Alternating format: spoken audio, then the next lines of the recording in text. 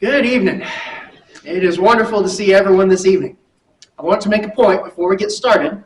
I did bring my coat this evening. I'm not a masochist when it comes to the cold. We are going to have our last class tonight, at least for now, on the topic of our book that we've been looking at, Tactics. Now that is not because there's not more in the book. We've gotten through about half the book. However, I want to kind of at least take a break for a little bit and look at some other things maybe that are associated with it. Essentially, we're going to do some classes soon on apologetics and on some more specific things. I know we've addressed that here and there in a lesson or two, but I want to maybe dig into a few topics in the realm of apologetics, and hopefully not only will that allow us to maybe look at some things we haven't looked at before in that realm, but also to maybe take those and apply those to the tactics that we have been learning so far, and kind of put the two together, the method, if you will, along with the actual detailed information, kind of put those two things together so we can kind of pull back and forth from both of those things as we move through. So we're going to look at one more class tonight, however, before we do that, but I want to kind of give you a heads up of where we're headed. If you remember last week, essentially we went through some more practice runs, if you will, practice conversations dealing with our tactics, some different scenarios that we kind of wanted to try and work through to see how this kind of conversation might go. As we have talked about, if we're going to get good at using these kinds of tactics in the conversation, trying to help others to see the truth, ultimately to guide them more toward the truth, the only way we're going to get good is if we practice. That's going to happen on our own as we try and work through things, especially, hopefully, with people in mind that we might know, here's what they believe. Well, I can practice on my own before I ever have that conversation, so I'll be more prepared. Or practicing with one another, as we've been doing, that's another way. Practicing also in the sense of rehearsing in our minds after a conversation. Here's something I could have done differently. All those things are going to help us to become better at using these methods that we have talked about to try and share the gospel with others. But tonight we're going to cover one thing that I hope will be very helpful to us as we are kind of wrapping up, at least for now, this study of tactics. And that is, well, what if someone knows this stuff too? What if someone has the same knowledge that I do in terms of the method, and they want to turn that against me? We talked a lot about how powerful these tactics can be. Well, what if we have to face those ourselves? That's what we're going to talk about tonight. As we begin, and we're just going to go over a few things. We're not going to beat the subject to death, although we could talk a lot more about it. But as we begin, we need to think about the fact that, number one, this is a very real possibility. We're not the only ones who know how to ask questions. And if you look at especially some of the people that, how shall I put this, have studied how to trip Christians up, they know the power of this kind of approach. Now, they are going to oftentimes be a little bit disingenuous with it, as we're going to see, but that doesn't stop it from being a powerful tool and a frightening tool at times. After all, if you are asked a question, what is your natural response? I want to give an answer, right? Well, what if I don't know an answer to give? Or what if I'm confused by the question? Most of us, and I'm not saying this is a bad thing, it's just a thing, it's just the way life is. Most of us, if we're asked a question that either puts us on the back foot, is intimidating, is confusing, well, a lot of times we kind of start to freeze up a little bit. And now that we know how powerful these tactics are, well, we need a good defense. So let's start with Columbo 1 and 2. If someone asks me, if I have been having a conversation and someone asks me, what do you mean by that? Or someone asks me, how did you come to that conclusion? If we're talking about matters of faith and matters of our Christian faith, should I be afraid to answer those questions? Those are simple questions, right? Those are questions that I should be more than happy to answer. Now, I will give a caveat here. I understand where he's going with this as he talks about this. I will give a slight caveat in terms of, and I think he would agree on this, but in terms of when to answer questions.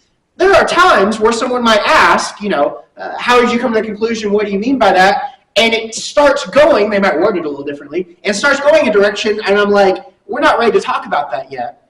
There are times where maybe I kind of deflect that a little bit until we're ready to talk about it. But usually, if I've made a statement, hopefully that means I've made a statement that they're ready to hear. And if they ask me, what do you mean by that statement that you made, or how did you come to the conclusion of the statement that you made, well, hopefully I've had enough foresight that I'm not just telling them things they're not ready to hear yet, because they're asking me, Columbo 1-2 is about a statement that's already been made, right? So usually, if someone asks Columbo 1 and 2 of me, that's not a problem. I shouldn't be worried about that. Remember, we have something that those who will be engaging in these kind of conversations don't have. Anyone know what that is?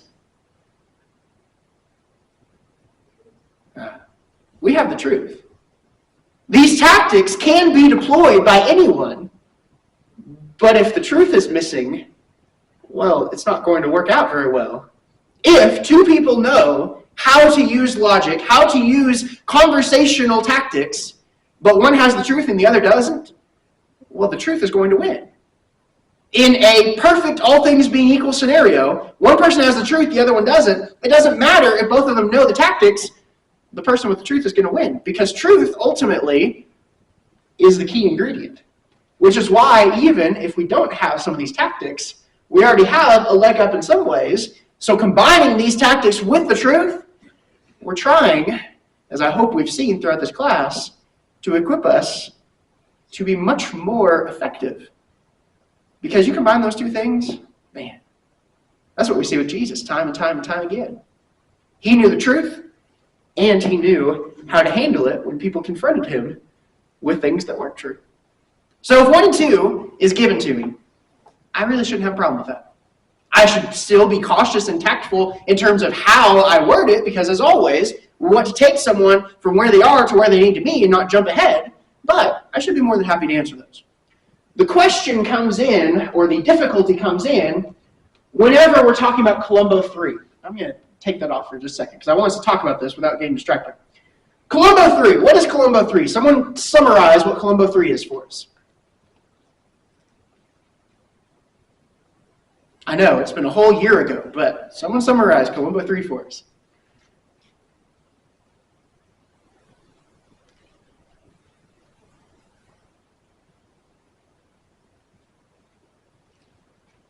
Well, I wasn't going to do a pop quiz on this class, but if you remember, Columbo 3 is not a specifically worded question like 1 and 2.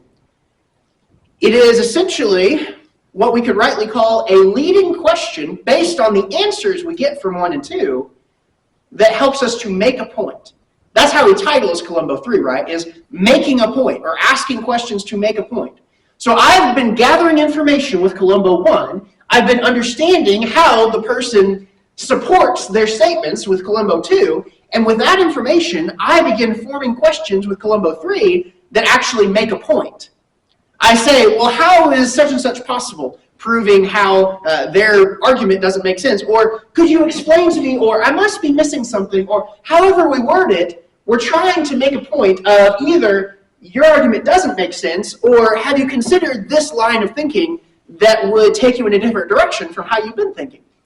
That's what Columbo 3 does. Now, I think we mentioned before, leading questions, those tend to have a bad reputation in how they're usually used. Keith, what is leading a witness? Leading a witness is asking the opposing witness a question that's really just a point. It's just a direct statement. It's really not a question. Okay, good. Ultimately, if I use Columbo 3, I am asking a question, but I'm asking a question in order to make a point. In a courtroom, leading a witness is usually, if not always, forbidden because you're only supposed to be asking questions. You're not really supposed to be making a point. But in our kind of conversations that we're talking about, ultimately our goal is to teach. Our goal is not simply to have a conversation back and forth. We have a purpose. We're trying to teach. The problem is there are others who want to teach us, and they want to teach us sometimes things that aren't true. And when it comes to a leading question, we've even talked about this when we talked about Columbo 3. There are certainly ways to ask a leading question to make a point that are still very much transparent and straightforward, but are making a point. But there are also ways that we can be a bit manipulative or deceptive if we're not using these tactics in an honorable way. We've talked about these tactics can be abused, which is why we have to make sure from our own character and from our own standpoint that we're always using these tactics in an honorable and an honest way rather than in a manipulative way. We are, yes, trying to get someone to a certain point, but we never want to do so in a way that is discarding the truth in the process. Not everyone has that standard when they're going to use these tactics. So let's look at one of the examples that our author gives us. This is a man, I believe his name is Chopra, Mr. Chopra. He is a New Age author, a very prominent New Age author, and he engaged with our author in a debate on TV. And in this debate, he said, you're saying, and he worded this as a question, you're saying that people who don't believe, just like you, are going to hell. Is that what you're saying? Now, this is a question, right? This is not a statement, this is a question. He is asking, and it almost seems like he's asking for clarification. Let me make sure that I got this right. You're saying that people who don't believe, just like you, are going to hell. Now, that is Columbo 3, isn't it? This is making a point with a question. Of course, this is making a point with a question in a way that is designed to do something else, though. So let's pause for just a second and examine this question. First of all, let's just examine the answer. If we're talking about believe just like you, as in the Bible is the Word of God, Jesus died for our sins, you have to obey Him or you're lost. If that's what we're talking about, is it true that people who don't believe that truth that I believe are going to hell? Is that true? If people don't believe that Jesus died for their sins and that they need to follow Him, yes, that's true. So what happens if you say yes in a debate on national television when someone asks this question? Does it really matter if you're right or not? People really listen. Okay. There are those, even in our brotherhood, who would say, if you don't say yes, you're afraid of the truth. Okay? How many times did Jesus answer a question directly when he knew it was designed to be a trap? Answer. That's a question you should never answer. Very good. And you train your witnesses to never answer a question like that. Very good. Jesus didn't. Why should we? Here's the problem. If you say yes, the people who are listening don't just hear yes. This is what we have to understand. Sometimes you can tell the truth, and it comes with a lot of baggage that other people are going to hear if you just state it without giving any background, without giving any context. And in a context like this, in a conversation like this rather, you don't have the ability to give any context. So when he says yes, if he were to say yes, people who don't believe me are going to hell, the audience doesn't hear, I believe there are certain things that are true, and there's no way around the fact that those are true, and people have to accept that, or they're going to be eternally lost, not because God is a vengeful God, but because God wants us to be in fellowship with Him, and we can't be in fellowship with Him if we refuse to try and approach Him on His terms. Well, that's not what people hear. People hear, I think I'm right. I'm not going to listen to anyone who thinks anything else. No matter what, I just think that I know everything and everyone else is lost unless they agree exactly with me. They hear a closed-minded, fundamentalist, traditionalist. That's all they hear. Now, is that who the author is? I don't think so. I hope that's not who we are either. But sometimes, if we answer a question the way that the leading question is designed to get us to answer, that's what we'll do. Even though that's not what we said, that's what people hear. And that doesn't accomplish anything for anyone. As Keith said, this is the kind of question you don't answer. So how about we address this question then? If someone posed a question like this, especially in some kind of more public forum, although we probably won't be, most of us won't find ourselves in those kind of situations, but especially in a more public forum where other people are listening, if someone poses this question to you, what do you say? What do you mean by that question? Okay. What do you mean by that question? What is the fundamental assumption, or what are the fundamental assumptions that Chupra has included in this question that he's not really spelling out?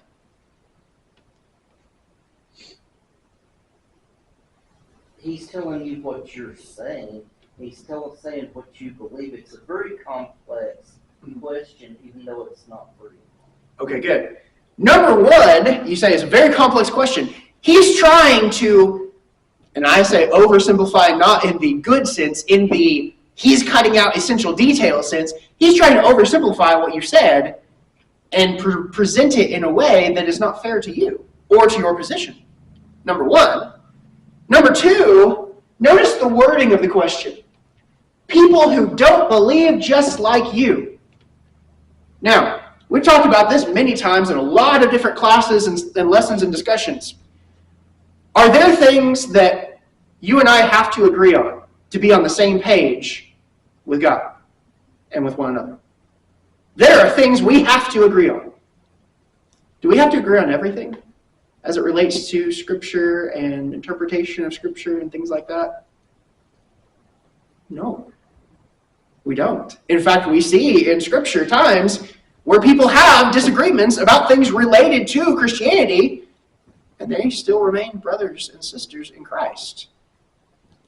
So, what does the wording, people who don't believe just like you, imply? You're kind of the one that gets to set the standard. Yes. It implies that I am the standard, and it implies that everyone has to agree with everything I believe about everything related to religion, at least, none of which are true. Now, I think there are several ways, we'll move on from this one, but I think there are several ways you could address this. Don't answer it no matter what, at least in terms of actually addressing the question he's trying to ask, because it's a trap. The way the author chose to do it, he simply said, no, that's not what I'm saying. I'm making a different point. That's not the point I'm trying to make at all. Now, has he lied in saying that? He hasn't lied. Why has he not lied? Because that's not what he was saying. The guy, Chupra, right, he's trying to say, this is what you're trying to communicate, is that people who don't believe just like you're going to hell. The author says, no, that's not what I'm trying to communicate. I'm making a completely different point. You're putting words in my mouth. That doesn't mean, if he were just to be able to answer the question itself, that our author would deny that this is in fact true, if properly defined. But that's not the point. The point is, Chupra is trying to back him into a corner and put words in his mouth. And the author's not going to allow that. Neither should we. If we're asked a question like this, and by the way, let's flip it around to a way that we might actually be asked it in a more practical sense. You all believe you're the only ones going to heaven. Do you answer that question? Do y'all in the Church of Christ believe you're the only ones going to heaven? Is that a sincere question, or is that a trap? It's a trap. Don't answer that question. I don't know how many times, especially in the denominational world, people are going to ask you that very question. It's not a genuine question. Now, I'm not saying the person isn't genuine. They're probably repeating that question from other people that they've heard it from. But it's not a genuine question nonetheless. Even if the person asking it doesn't realize it's not genuine. Don't ask the question. That's not the point you're trying to make anyway. There's a whole lot of other things that need to be discussed before the exclusivity of the church among the broader Christian world even comes up. Don't answer that question. Let's go with another guy. I have no idea how to pronounce this guy's name. I'll just give you kind of a description of him. He is a prominent atheist. I believe he's still alive at this point. He is a prominent atheist. He basically wrote what amounts to a Tactics for Atheists type book. Now, it's not called that, but basically it's a book like the book we've been studying, Tactics, but it's used for atheists to try and convert people to atheism. And it is designed to use similar processes to try and confuse and trip people up to where they are just lost and can't respond and begin doubting their own faith. That's the kind of guy this person is. Now, he also is in a conversation with our author.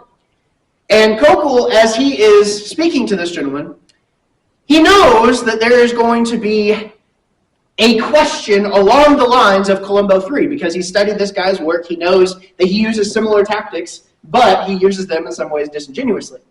Here's one of the questions that comes up. If there were no hell, would you still be a Christian? Now let me just pause for a second. Have you ever been asked that question before? Anybody? Show of hands? No? That's not a question you hear very often. That's not a question you're probably prepared to answer. That's probably not even something you considered. So let's consider it for just a moment before we get into the tactics side of it. Just here in this room, we're all on the same page. We're just trying to consider the actual content of this question. If there were no hell, would you still be a Christian? Now, we're not saying if the Bible said there were a hell, but there actually no hell. Like, if the Bible didn't claim there was a hell, there was in fact no hell, would you still be a Christian? What do we think? Well, I guess I'd ask, then what is your standard for what's good and what makes people good and what continues our society in a healthy way, in a safe way, even if you eliminate all religion from it? Okay. Anybody else? The point of being a Christian isn't, our motivation shouldn't just be fear of hell. Okay. I think that would really change anything. I mean, if we still knew that it was heaven. Okay. Y'all are going exactly the right direction. You realize there are about 50 different possible directions this scenario could go, and he's not telling you any of them. He's not actually asking a straightforward question here, because he's leaving plenty of stuff up to your own imagination, which is why it's confusing. Let's just follow the scenario for a second. Hell doesn't exist. Okay, well, does that mean that God still has the same nature in this scenario? Does that mean that Christ died for us? Because if there's no hell, there's nothing to save us from. Does that mean that we still want to be with God in heaven even though there's no hell? There's so many different directions we can take this. He's not addressing any of that. He's putting an if, a what if out there that doesn't make any sense. There's another one he uses, I don't have it on the screen, but there's another one he uses that essentially is, well, if the universe wasn't created at all, there would be no beginning to the universe. Well, what would that probably mean? Well, that means there's no need for God, right? Well, sure, in a random what if that I just pulled out of my hat, but the fact is the universe did have a beginning. It wasn't created. It wasn't eternal, rather, it isn't eternal. There's no scientific consensus anywhere. There's no serious scientists that try and argue the universe is eternal at this point because of the laws of physics and so forth. So, yeah, that's a lovely what if, but it doesn't mean anything because it doesn't make sense. All your assumptions are just out there. Maybe it stumps people, but it stumps people because you're not really being upfront with your question. So let's deal with it from the standpoint of the tactics. If there was no hell, would you still be a Christian? In this case, is there even an answer to this? If we were to want to answer the question, is there really a good answer to this question? Not really, because we don't have enough information, right? This is one of those questions, if I may borrow a math joke. If you are in a church building that is 300 feet by 200 feet in the auditorium, and the cushions are blue, what is the hypotenuse of the triangle when it's snowing in Africa? You get it? I've given a whole bunch of information, and at first you're like, wait a minute, you start scratching your head, okay, wait, and then finally you're like, wait, none of those things connect, and you haven't given me enough information to actually have a problem to solve. That's what he's doing here. He's just doing it a lot more sneaky, so where you can't just laugh at it, you're like, wait, now I don't know how to answer this. That's the point. It's a trick. It's a trap. If there were no hell, would you still be a Christian? So how do we address this if we're asked a question like this by someone? There's not a good answer, so what do we do? I would want to say, questions making sense. Okay? Yet, how do I do that using Columbo? Because it doesn't make any sense, but I want to expose that in the right way.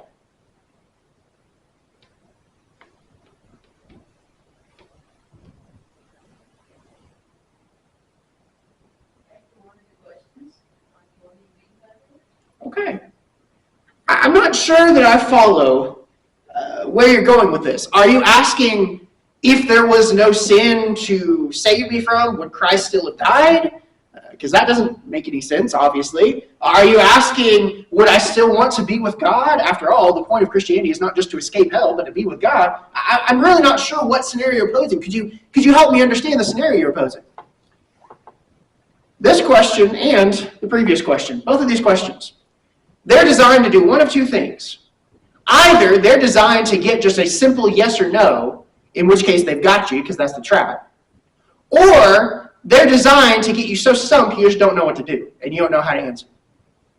That's what the person who asks this question, this type of question, is expecting.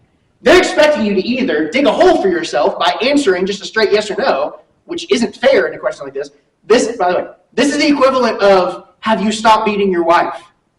If you say yes or if you say no, you've lost, right? This is the same thing, just in a religious context. So they're either expecting you to dig a hole for yourself, or they're expecting you to just be so taken aback and confused, you don't have an answer. You don't have a response. You just left there speechless, and they're like, I got him. That's literally the goal. In the example that this guy uses in his book about when he asked, well, if the universe didn't even have a beginning, there wouldn't be a need for God. The guy was just speechless. And the author was like, yes. Like, he even talks in the book about how he was trying not to show on his face his excitement in the fact that he had tripped this guy up.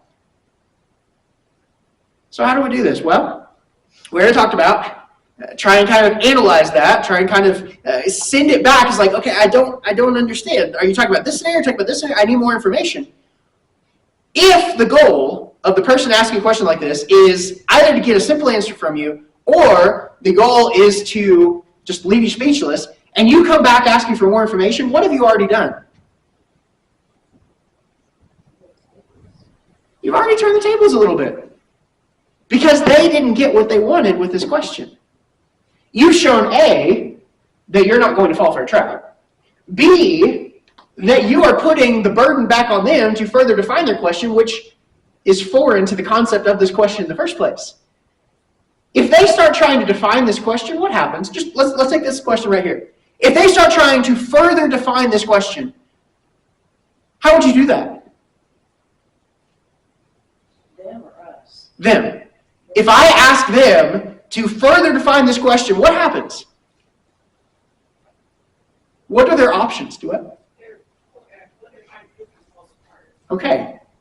How would you do this if there were no help? I mean, this is one of those times you put the microscope on it and all of a sudden the question makes no sense. And by asking them to clarify it, now they have to defend why the question even makes sense in the first place. And it doesn't. So you've just undermined their whole tactic. Let's take one more. I hope we see what we're doing here, though. When Columbo 3 is going to be used against us, it's going to be in one of two ways. Either it's going to try and make a point that isn't true, in which case there's a problem with the question that we can point out, or maybe at times the person thinks that they're making a good point, but really it just feeds in, and we can make it work to reveal the truth, in fact, so they've asked a question for us. Either way, that's where, as we talked about toward the beginning, if we have the truth on our side and someone tries to use tactics against us, if we're aware and know what we're doing and don't answer questions that aren't actually questions, we're going to be able to do even better as they are ultimately going to show themselves to be disingenuous. Author is at UCLA.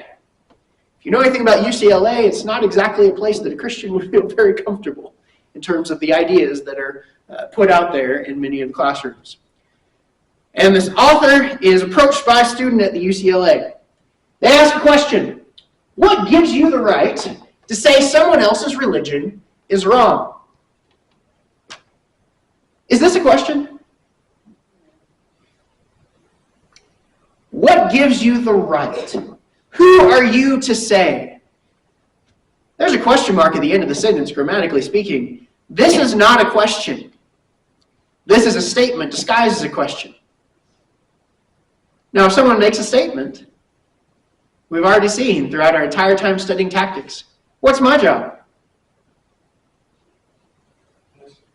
I ask a question in return. Well, this really isn't a question. So I'm not even in danger at this point. I just revert back to my tactics. Except, because they phrased it as a question, now I have even more of an opportunity. Someone asks, what gives you the right to say someone else's religion is wrong? What can I say? I could, of course, go to Columbo 1 or 2. How did you come to the conclusion that I'm saying someone else's religion is wrong? Maybe I could go that direction. Maybe I could say, what do you mean by that? But they're making a statement disguised as a question to prove a point. What can I do?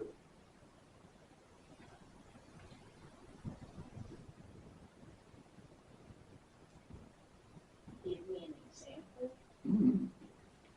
I'm confused. Are you asking me what my credentials are? What gives me the right? Is that what you mean? Are you asking me how much I've studied this topic? We can talk about that, but I'm confused. You're saying what gives me the right to say someone else's religion is wrong? Well, it seems like you think that I'm wrong for doing that, right? Is that fair to say that you think what I'm doing is wrong? You see what they've done? Isn't this my religion? Aren't they saying that my religion is wrong if I'm saying that other people's religions are wrong? Well, you're doing what's wrong? This goes back to the tolerance fallacy, right? Call them out.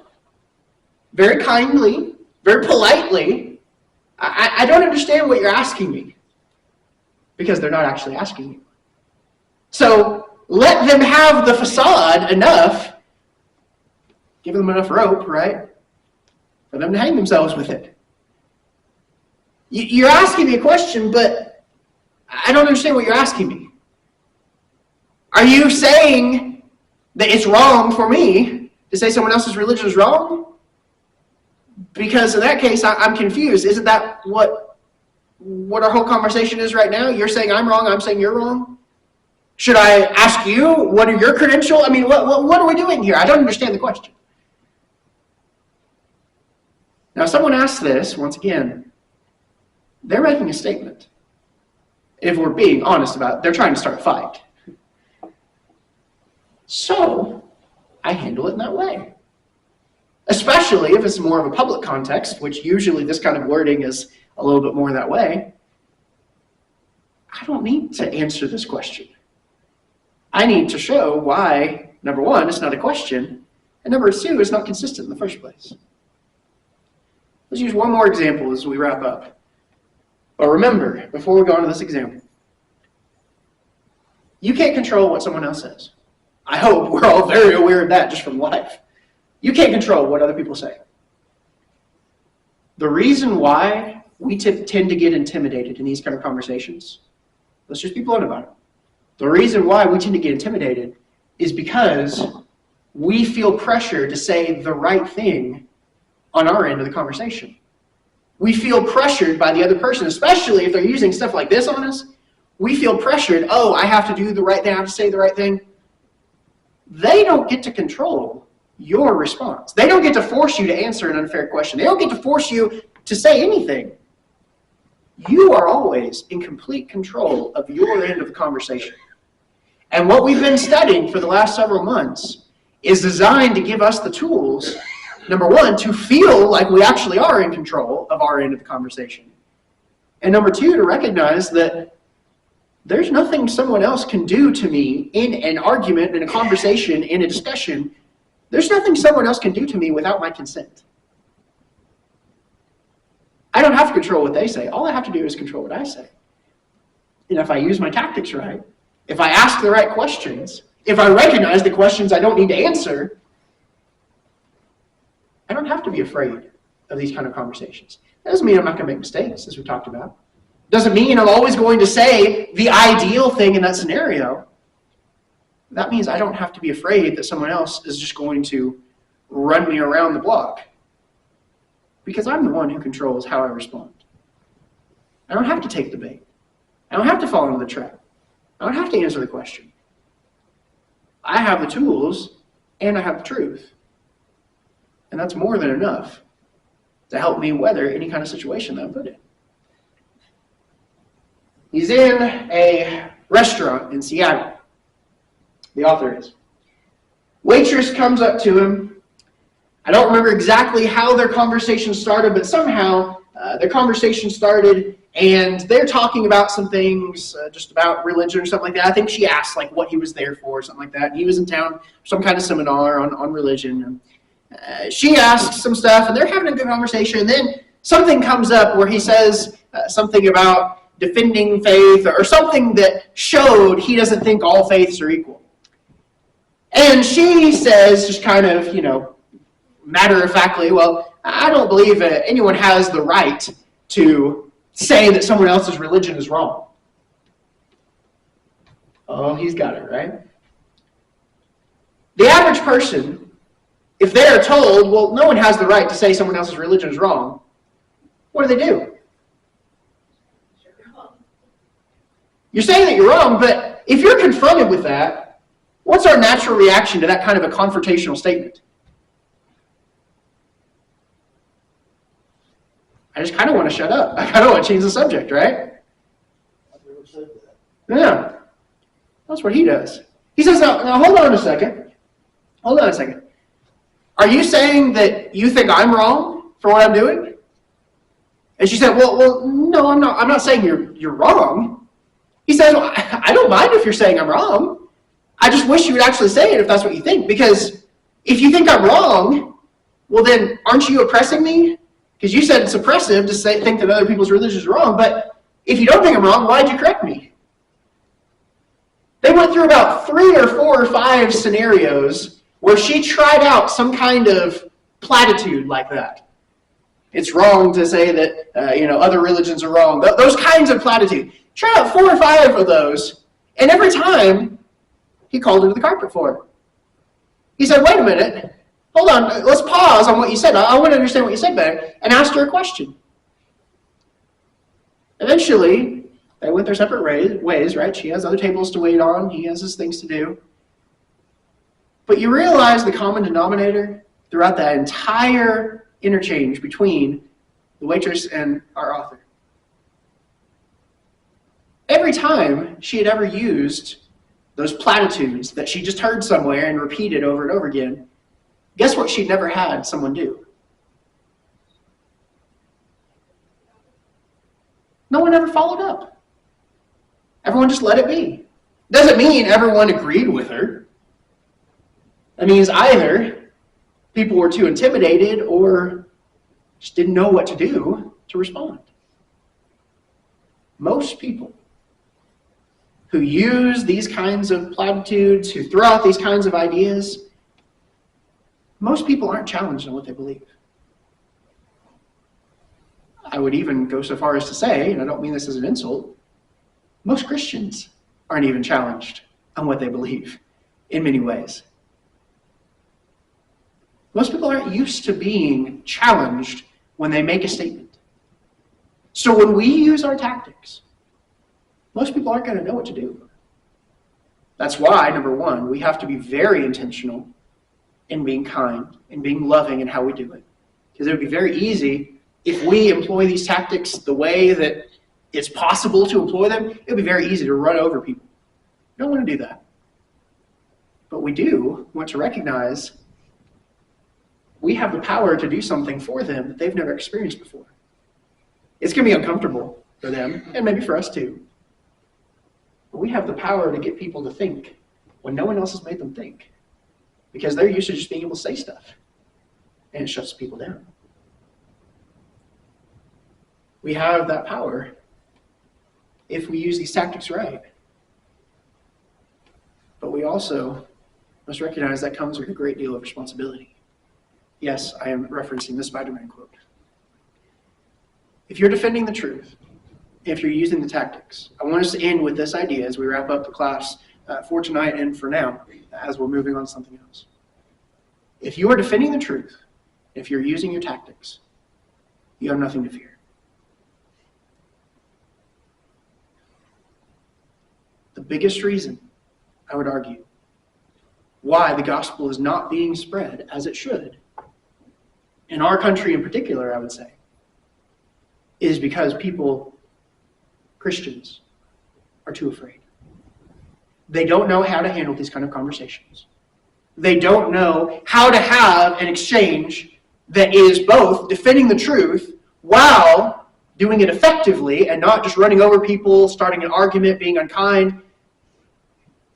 And ultimately, they're just afraid. They're afraid of the confrontation. They're afraid of not knowing what they should do. They're afraid. I would argue that's the number one reason why the gospel is not being shared just on a one-on-one level the way it needs to be. I'm hoping that what we've been studying is a way to help us overcome that fear. It's giving us tools. It's giving us information. It's giving us a way of thinking that's different, that's effective. But ultimately, none of that will matter if we allow fear to win the day. We now have the tools to share the truth with those who may not agree with it right now. The question is, will we? That's the challenge I want to leave us with as we wrap up this evening. Are you going to allow fear to keep you silent? Or are you going to use what we've learned and have conversations in a way that will both teach truth and do so in a loving and in a tactical way, in an effective way? Lord's invitation is always open. If there is anything we can do to encourage you, to pray for you this evening, please let us know as we stand, as we sing. Almost